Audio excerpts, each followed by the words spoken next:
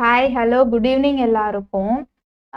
நம்ம இப்போ பார்க்க போகிற டாபிக் வந்து பார்த்தோம் அப்படின்னா, நான் ஆல்ரெடி நம்மளோட யூடியூப் சேனலில் போடுற வீடியோஸ் வந்து ஒன்று ஃபீனிக்ஸ் ஃப்ரேம்வொர்க்கை பற்றி இருக்கும், அப்படி இல்லைன்னா தைல்வன் சிஎஸ்எஸை பற்றி நான் போட்டிருப்பேன். மெயினாக நான் வந்து நிறைய இடத்துல வந்து ஃபீனிக்ஸ் வந்து என்ன பர்பஸ்க்காக யூஸ் பண்ணுறோம், ஃபீனிக்ஸ் ஃப்ரேம்வொர்க்கை வச்சு என்ன பண்ணலாம், ஒரு வெப் டெவலப் பண்ணலாம், ஒரு பேஜ் எப்படி ரீலோட் பண்ணாமல் பண்ணலாம். மிக்ஸ்டென்னை பற்றி பார்த்தோம், லைவ் வியூஸை பற்றி பார்த்தோம், லைவ் காம்போனண்ட்டை பற்றி பார்த்தோம். ரீசெண்டாக இப்போ வீடியோவில் கூட மிக்ஸ் ஜென்ரேஷனை பற்றி பார்த்துருந்தோம். இவ்வளோதையும் நான் பார்த்துட்டேன் ஃபீனிக்ஸில். பட் எனக்கு ஃபீனிக்ஸ் எப்படி வருதுன்னே தெரியலையேப்பா. ஃபீனிக்ஸ் எங்கேருந்து வருது, எலிக்சார்னா என்ன, எலிக்சாரை பற்றி பார்த்துருக்கோம். ஜீரோன்னு நான் சொல்ல முடியாது. ஏன்னா வந்து பார்த்தோம்னா ஃபீனிக்ஸ் யூஸ் பண்ணும்போது எலிக்சாரை பற்றி சின்ன சின்ன விஷயம் தெரிஞ்சிருக்கும். மெயினாக வந்து என்எம் ஃபங்க்ஷனை பற்றி தெரிஞ்சிருக்கும், ரிடக்ஷன்ஸ் பற்றி தெரிஞ்சிருக்கணும். இந்த மாதிரி நிறைய விஷயம் இருக்கு. இப்போது எல்லாருக்கும் ஒரு விஷயம் தோணும், ஜாவா மாதிரி தான் எலிக்சாரும் ஒரு லாங்குவேஜ், கரெக்டுங்களா? ஜாவாவை ரன் பண்ணுறதுக்கு வந்து பார்த்தோம் அப்படின்னா நம்ம கிட்ட வந்து ஜேவிஎம் இருக்குது. அது வந்து நமக்கு ரன் பண்ணி கம்பைல் பண்ணி நமக்கு அவுட்புட்டை கொடுக்கும். அதே மாதிரி எலிக்சாரில் என்ன யூஸ் பண்ணுவாங்க அப்படின்னு கேட்டோம் பார்த்தோம் அப்படின்னா பீம் அப்படின்ற இந்த லாங்குவேஜ் தான் யூஸ் பண்ணுவாங்க.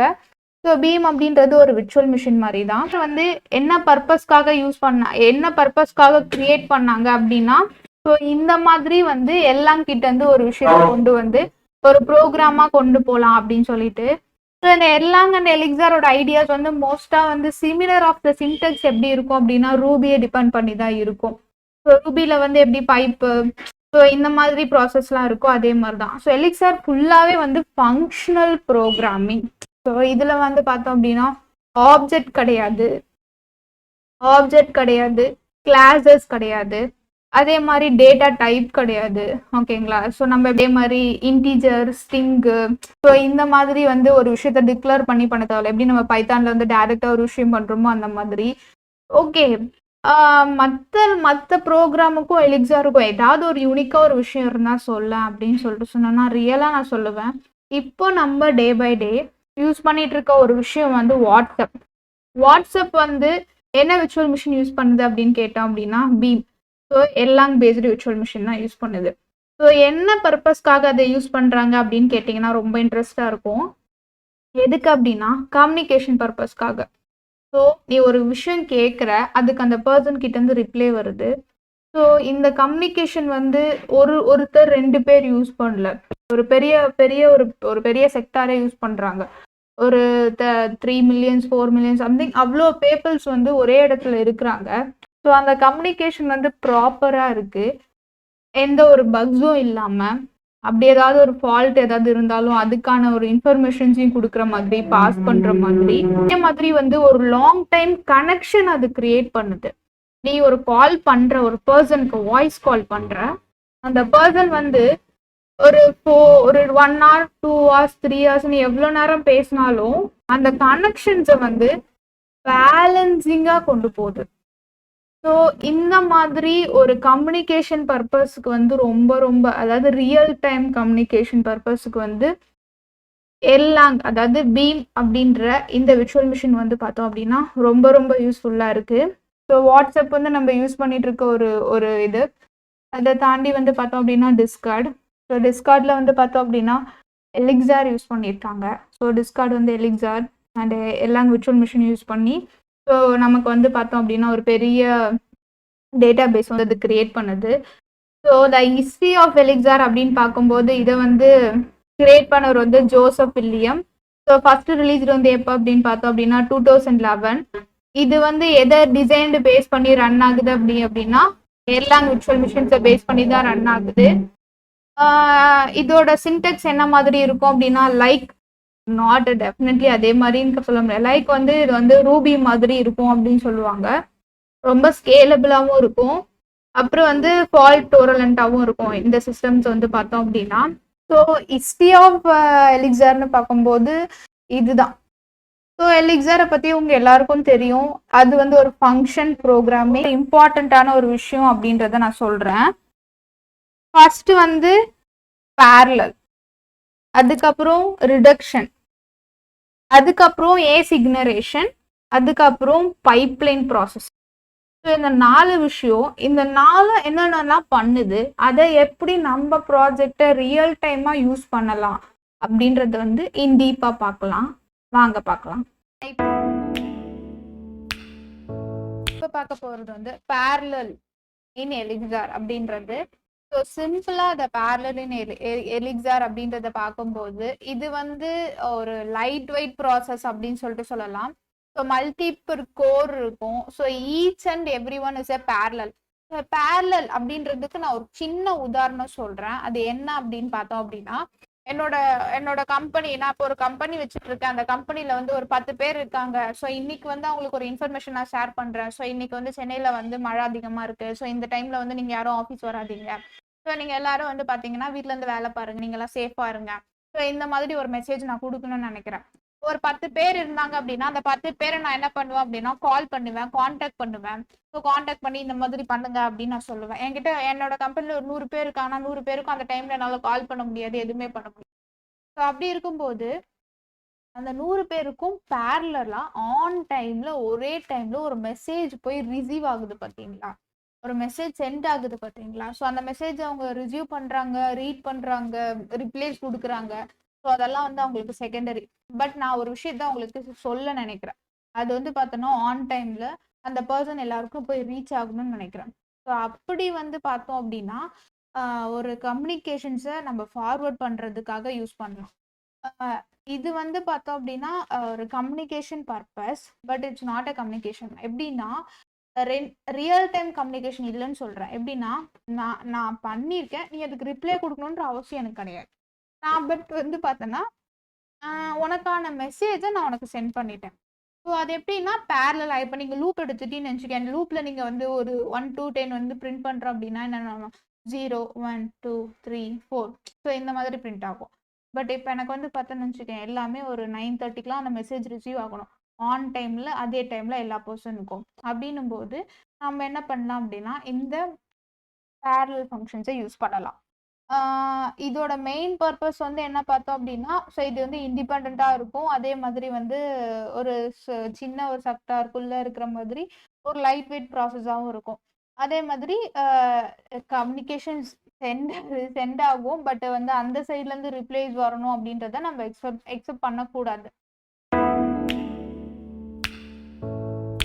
ஸோ நெக்ஸ்ட் வந்து நான் ரிடக்ஷன்ஸை பற்றி பேச போகிறேன். ஸோ ரிடக்ஷன்னா என்ன அப்படின்றத பார்ப்போம். ரிடக்ஷன் வந்து என்ன பர்பஸ்க்காக எங்கே யூஸ் பண்ணுறாங்க அப்படின்றதையும் பார்ப்போம். ஓகேங்களா. ஸோ நீங்கள் நிறைய இடத்துல வந்து பார்த்தோம் அப்படின்னா நம்ம வந்து NM ஃபங்க்ஷன்ஸ் யூஸ் பண்ணியிருப்போம். ஒரு ரிப்பீட்டட்லி ஒரு ஃபங்க்ஷன்ஸ் வந்து அப்ளை ஆகிட்டே இருக்கும் பார்த்தீங்களா. ஸோ அதுதான் வந்து பார்ப்போம். ஸோ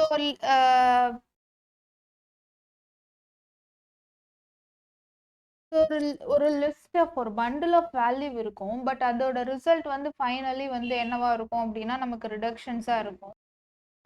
இப்போ நான் வந்து பார்த்தேன் அப்படின்னா இதோட நான் வந்து ஸ்டார்ட்னு கொடுக்குறேன். அது வந்து சீக்வென்ஷியலி வந்து இதுவாகும். அப்புறம் வந்து ஃபைனலி ரிடக்ஷன் ஆகும்.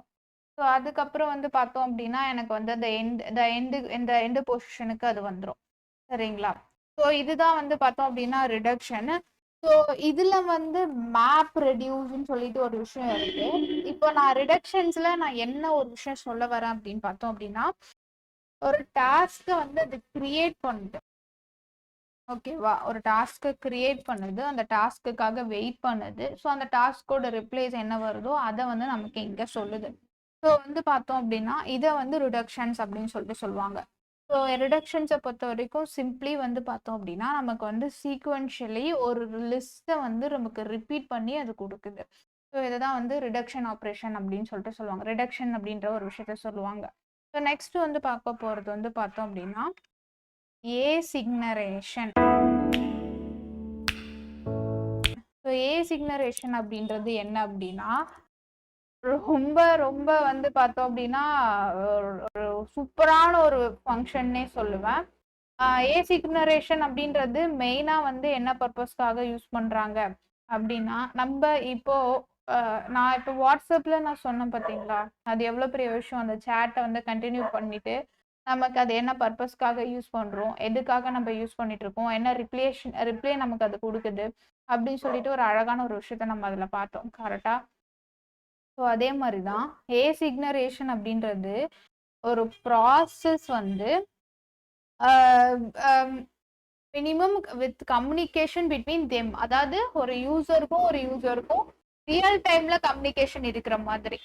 இப்போ ஒரு கால் ஸ்டார்ட் ஆகுதுன்னு வச்சுக்கோங்களேன். அந்த கால் அதாவது இப்போ ஒரு பெரிய ப்ராசஸ் போயிட்டு இருக்கு, நிறைய ப்ராசஸ் வந்துட்டே இருக்கு. அந்த ப்ராசஸ்க்காக அது வெயிட் பண்ணுது. ஓகேவா? வெயிட் பண்ணி என்ன பண்ணுது அப்படின்னா அதுக்கப்புறம் சிக்னரேஷன் ஆயிட்டு அந்த லூப்ல இருந்து வெளில வந்துடுது. அதோட ரிசல்ட் என்னவோ அதை கொடுக்குது. ஸோ ஒரு ப்ராசஸ் நடந்துட்டே இருக்கும்போது எக்ஸிட் ஆகாம அந்த ப்ராசஸ் எண்ட் ஆகுற வரைக்கும் அது வெயிட் பண்ணி அந்த விஷயத்த முடிக்குது பாத்தீங்களா? ஸோ இதுதான் ஏசிக்னரேஷன்னு சொல்லுவாங்க.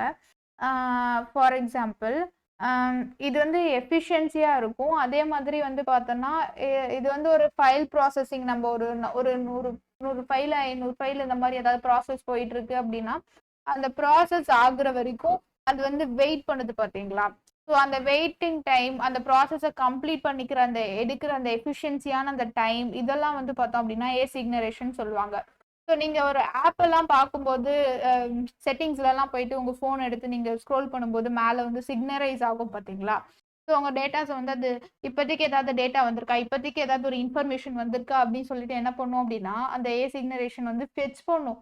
ஸோ டேட்டாஸை ஃபெச் பண்ணும். எவ்வளோ டேட்டாஸ் வந்திருக்கு, எவ்வளோ டேட்டாஸ் இப்போ வரைக்கும் அவுட்புட்டாக வெளில வந்திருக்கு, இப்போதைக்கு ஏதாவது டேட்டா இருக்கா. ஸோ ஒரு டேட்டாக்காக வெயிட் பண்ணி அதுக்கான ரிப்ளைவை நமக்கு கொடுக்குது பார்த்தீங்களா? ஸோ இதுதான் ஏசிக்னரேஷன் சொல்லுவாங்க. ஸோ இது பார்த்தோம் அப்படின்னா ரியல் கம்யூனிகேஷன் அப்படின்னு சொல்லுவாங்க. ஸோ ரியல் கம்யூனிகேஷன் இருக்கும்போது நம்ம சேட்டு, நம்மளோட கால்ஸு, ஸோ இதெல்லாம் பார்த்தோம்னா இன் பிட்வீன் த டூ மெம்பர்ஸ்க்குள்ள ஒரு விஷயம் நடக்குது பார்த்தீங்களா? அந்த கம்யூனிகேஷன், ரியல் டைம் கம்யூனிகேஷன் ஒன்று இருக்குது பார்த்தீங்களா? ஸோ அந்த ஒரு விஷயத்த பார்த்தோம் அப்படின்னா ஏசிக்னரேஷன் ரொம்ப அழகாக நமக்கு சொல்லி கொடுத்துரும். அதுக்கப்புறம் பார்த்தோம் அப்படின்னா பைப் ப்ராசஸ். ஸோ பைப்லைன் அப்படின்றது பார்த்தோம் அப்படின்னா ஒரு டேட்டா ஃப்ளோ சர்வீஸ்ன்னு சொல்லுவாங்க. ஸோ எப்படி அப்படின்னா இப்போ நான் இதுக்கு என்ன எக்ஸாம்பிள் சொல்றது, லைக் நான் இன்னைக்கு ஒரு டாஸ்க் வச்சிருக்கேன். காலையில 1 மணிக்கு எனக்கு இந்த வேலை இருக்கு. காலையில எழுந்த உடனே நான் பிரேக்ஃபாஸ்ட் சாப்பிடுவேன். பிரேக்ஃபாஸ்ட் சாப்பிட்டதுக்கு அப்புறம் நான் பார்த்தேன் அப்படின்னா ஒர்க் பண்ணுவேன், அப்புறம் ஜூஸ் எடுத்துப்பேன், அப்புறம் லஞ்ச் சாப்பிடுவேன், அதுக்கப்புறம் ஒர்க் பண்ணுவேன். ஸோ இந்த மாதிரி ஒரு ஃப்ளோ இருக்கு பார்த்தீங்களா? ஸோ அந்த ஃப்ளோவையும் சொல்லிட்டு சொல்லலாம். ஒரு விஷயம் நடந்ததுக்கு அப்புறம் இன்னொரு விஷயம் நடக்கும். ஓகேவா? ஸோ இப்போதைக்கு நான் அதுக்கு ஒரு சின்ன எக்ஸாம்பிள் சொல்கிறேன். ஸோ லைவ் புக்கில் எடுத்துக்கிறேன். நான் லைவ் புக்கில் சில விஷயம் இன்புட் கொடுத்துட்றேன். ஸோ இப்போ எனக்கு பார்த்தீங்க அப்படின்னா ஸோ இங்கே பாருங்க, டேட்டா ப்ராசஸ்ன்னு சொல்லிட்டு நான் ஒன்று போட்டிருக்கேன். டெஃப் ரன்னுன்றது தான் பார்த்தோம் அப்படின்னா என்னோட டேட்டான்னு வச்சுக்கோங்க. இதில் டேட்டான்றதை கொடுத்துட்டு ஒரு பைப்பாக பண்ணியிருக்கேன்.